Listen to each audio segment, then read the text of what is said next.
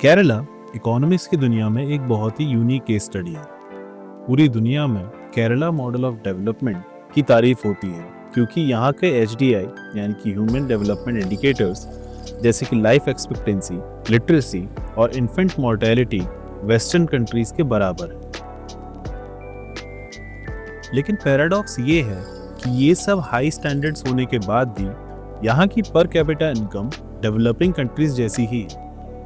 आज mid 2020s में केरला एक क्राइसिस फेस कर रहा है। स्टेट के पास पैसे कम हैं, पॉपुलेशन बूढ़ी हो रही है और कंजम्पशन बेस्ड इकोनॉमी से प्रोडक्शन बेस्ड इकोनॉमी में शिफ्ट होना मुश्किल हो रहा है।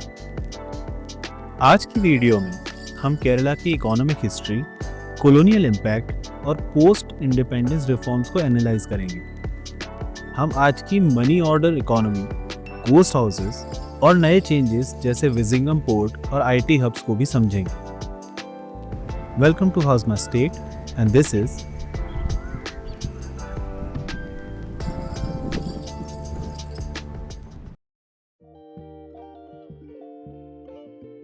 केरला की इकोनॉमी हमेशा से उसकी ज्योग्राफी पर डिपेंडेंट रही है।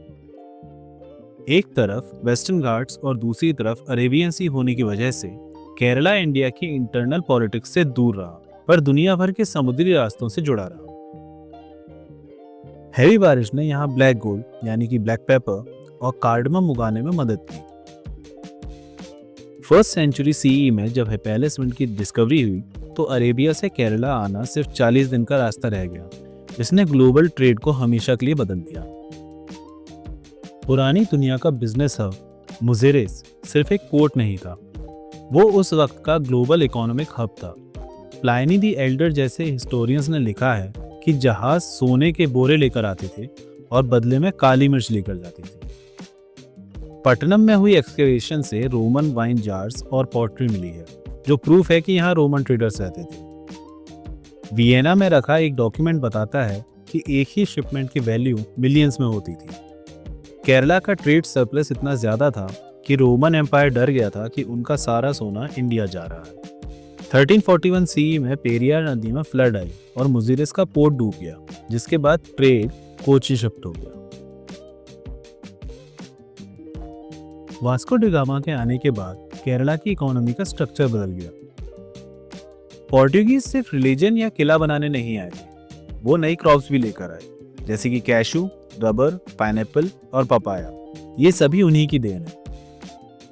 कैशू पहले सिर्फ मिट्टी को रोकने के लिए लाया गया था, पर आज केरला की कैशू इंडस्ट्री लाखों लोगों को रोजगार देती है। ब्रिटिशर्स ने वेस्टर्न घाट्स के हाई रेंजेस जैसे कि मुन्नार और वायनाड का नक्शा बदल दिया। उन्होंने जंगल्स काट कर बड़े बड़े टी और कॉफी प्लांटेशंस लगाए। इससे एक डुअल इकोनॉमी बन गई, जिसमें एक तरफ हाईटेक एक्सपोर्ट प्लांटेशंस होते थे और दूसरी तरफ वही पुरानी खेती। ब्रिटिश पॉलिसीज ने केरला के लोकल आर्टिशंस को बर्बाद कर दिया। मैनचेस्टर से सस्ता कपड़ा आने लगा, जिसने यहाँ की हैंडलूम इंडस्ट्री जैसे चेड़ामंगलम को तोड़ दिया। आजादी के बाद केरला ने फ्यूडल सिस्टम को खत्म करने का फैसला किया। 1960s के लैंड रिफॉर्म्स ने जन्मीगुड़िया सिस्टम को खत्म कर दिया। इसका इम्पैक्ट ये हुआ कि जो खेती करता था, जमीन उसकी हो गई। कुड़ी की डप्पू राइट्स के तहत झोपड़ी में रहने वाले मजदूरों को भी जमीन का मालिकाना हक मिला। सोशली ये बहुत अच्छा था, लेकिन इकोनॉमिकली इसके साइड इफेक्ट्स हुए। जमीन के टुकड़े इतने छोटे हो गए कि वहां मशीन से खेती करना मुश्किल हो गया। लेबर कॉस्ट बढ़ने की वजह से लोगों ने धान की खेती छोड़ दी और कैश क्रॉप्स या रियल एस्टेट की तरफ चले गए। यहीं से केरला मॉडल बना, high social spending but low economic growth.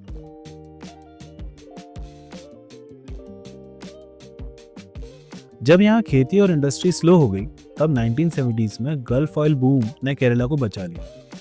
आज केरला की इकोनॉमी रेमिटेंसेस पर चलती है। 2023 में 2.16 लाख करोड़ बाहर से आए। ये स्टेट की इकोनॉमी का लगभग 23% है। आपने केरला में बड़े बड़े महल जैसे घर देखे होंगे जो अक्सर खाली रहते हैं। गल्फ में काम करने वाले लोग ये घर अपनी शान के लिए बनाते हैं, पर वो साल भर खाली रहते हैं। स्टेट में लगभग 1.19 मिलियन घर खाली पड़े हैं, ये डेड मनी है जो इकोनॉमी में घूम नहीं रही। कोविड-19 और सऊदी की नेताकत पॉलिसी के बाद रिटर्न माइग्रेशन बढ़ गया है। अब लोग गल्फ कम जा रहे हैं और यूरोप कनाडा ज़्यादा शिफ्ट हो रहे हैं, जहाँ से शायद उतना पैसा वापस ना आए, क्योंकि लोग वहाँ सेटल हो जाते हैं।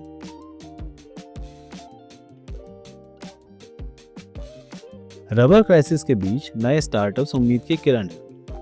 फार्मर्स फ्रेश जोन जैसे स्टार्टअप्स मिडिलमैन को हटाकर फार्मर्स को सीधा कस्टमर से कनेक्ट कर रहे हैं टेक्नोलॉजी का यूज करके। इंडस्ट्रियल माहौल थोड़ा मुश्किल है। किटिस गारमेंट, जो यहाँ एक बड़ा एम्प्लॉयर था, ने तंग आकर केरला छोड़ दिया और तेलंगाना शिफ्ट हो गया, क्योंकि उन्हें लगता है कि यहाँ इंस्पेक्शन और हैरेसमेंट ज़्यादा है। ये ईज ऑफ डूइंग बिजनेस के लिए एक बड़ा झटका था। 2024-25 का सबसे बड़ा गेम चेंजर विजिंगम इंटरनेशनल सी पोर्ट है। ये इंडिया का पहला डीप वाटर ट्रांसशिपमेंट हब है।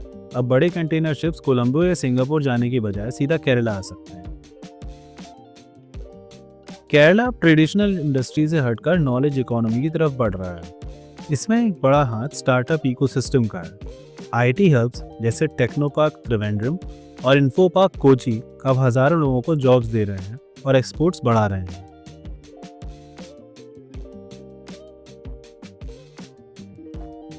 स्टेट गवर्नमेंट का कहना है कि सेंट्रल गवर्नमेंट ने उनकी बोरोइंग लिमिट को कम कर दिया है, जिससे डेवलपमेंट रुक गया है। KIIFB के लोन्स को स्टेट डेट माना जा रहा है, जो एक बड़ा पॉलिटिकल और इकोनॉमिक इशू है। केरला में लॉटरी बहुत बड़ी है, अबाउट 41,000 करोड़ सेल्स, पर इसका असली प्रॉफिट सिर्फ 2,800 करोड़ के आसपास है। इसका मेन मकसद रेवेन्यू कमाना नहीं, बल्कि 1 लाख से ज्यादा विकलांग और बुजुर्ग लोगों को रोजगार देना है, जो टिकट्स बेचते हैं। इसका प्रॉफिट गरीबों के इलाज में लगता है। केरला बूढ़ा हो रहा है। 2036 तक पॉपुलेशन का 23% हिस्सा सीनियर सिटीजन्स का होगा। लोकल लेबर की कमी को पूरा करने के लिए बंगाल, बिहार, आसाम से गेस्ट वर्कर्स आ रहे हैं। आज केरला की कंस्ट्रक्शन और होटल्स इन्हीं पे चल रहे हैं। केरला की कहानी रेजिलियंस की कहानी है। ये वो स्टेट है जो कभी रोम के साथ ट्रेड करता था और आज अपने ह्यूमन कैपिटल को पूरी दुनिया में बेचता है। लेकिन पुराना रेमिटेंस मॉडल अब रिस्क में है।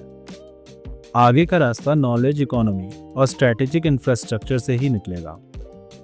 सवाल यह है कि क्या केरला अपने फिस्कल क्राइसिस और एजिंग पॉपुलेशन को मैनेज करते हुए ये नया ट्रांजिशन कर पाएगा। नेक्स्ट वीडियो में हम बात करेंगे केरला से जुड़े हुए एक और इंटरेस्टिंग टॉपिक के बारे में। Thank you for watching. फिर मिलते हैं।